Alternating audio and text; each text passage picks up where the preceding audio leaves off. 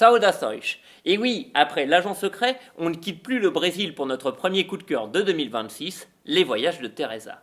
C'est le troisième long métrage du réalisateur Gabriel Mascaro, né comme Kleber Mendonça Filho à Recife.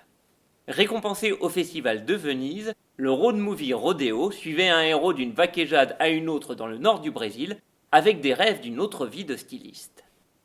Son film suivant, Divine Love, imaginait un 2027 où règne l'évangélisme, une utopie pour son héroïne religieuse, même si elle y vivait une crise intime.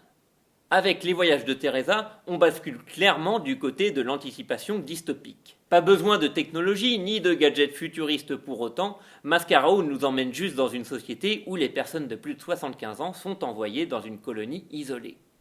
Dès l'introduction, on est pris dans l'atmosphère du film, ses longs plans à la beauté hypnotisante et sa musique lancinante. Et on s'attache vite à Teresa, qui refuse de se faire imposer son exil.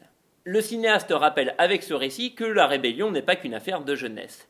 Il a tenu à représenter des personnes âgées tournées vers l'avenir, les rêves et les désirs, et non pas vers le passé, les souvenirs et le temps compté qui leur sont habituellement réservés. Pour cet élan de vie, il s'est inspiré de sa grand-mère qui a appris la peinture à 80 ans. Denise Weinberg incarne à la perfection la détermination et la force tranquille de Teresa. Sa fugue en quête de liberté lui fait rencontrer des personnages plus vrais que nature, campés par des interprètes professionnels ou trouvés sur les lieux du tournage. Ce qui nous amène à la star du film, l'Amazonie.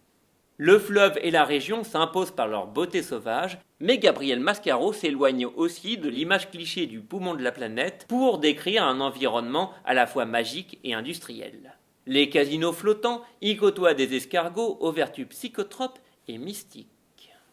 Avec ce boat movie, ode à la liberté et au nouveau départ, on nage dans le bonheur.